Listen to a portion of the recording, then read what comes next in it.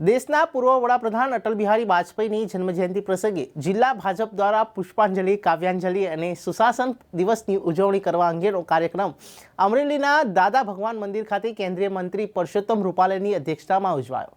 ભારતીય જનતા પક્ષ દ્વારા સુશાસન દિવસની ઉજવણીમાં કેન્દ્રીય મંત્રી પરસોત્તમ રૂપાલા, સાંસદ નારણ કાછડિયા સહિતના જિલ્લા ભાજપના નેતાઓ ઉપસ્થિત રહ્યા। જ્યારે કેન્દ્રીય મંત્રી રૂપાલાએ વિરજી ઠુમ્મરના અશોભનીય નિવેદન અંગે કોંગ્રેસના રાષ્ટ્રીય નેતાઓ સામે રૂપાલાએ આડકતરી ટકોર પણ કરી હતી।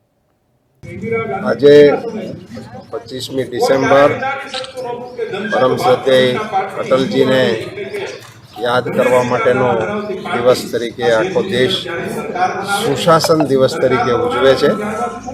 અટલજીના સન્માનમાં સમગ્ર દેશમાં સુશાસન લાવવા માટેના જે પ્રયાસો ભારતીય જનતા પાર્ટી દ્વારા, ભારતીય જનતા પાર્ટીની સરકારો દ્વારા થયા છે, એને લોકો સુધી પહોંચાડવા માટેનો અને લોકોના સામાન્ય જીવનમાં સરકારના પ્રયાસોથી ઉન્નતિ લાવવાના જે પ્રયાસો થયા છે એનું સ્મરણ કરવામાં આવે છે અને દેશને લોકતંત્રના, પ્રેમના, મૂલ્યવાન રાજનીતિના ઉમદા પાઠ માર્ગદર્શન આપનાર મહાન નેતાને શ્રદ્ધાંજલિ આપવા માટે અમરેલી જિલ્લાના કાર્યકર્તાઓએ આ કાર્યક્રમ અમરેલીમાં ત્રિદેવ મંદિર ખાતે ખૂબ જ ઉત્સાહપૂર્ણ વાતાવરણમાં ઉજવવાનો પ્રયાસ છે। સરજી, વિરજી ઠુમ્મર પ્રધાનમંત્રી વિરુદ્ધ જે અસભ્ય ભાષા બોલ્યા છે એનું શું કહેશો આપ?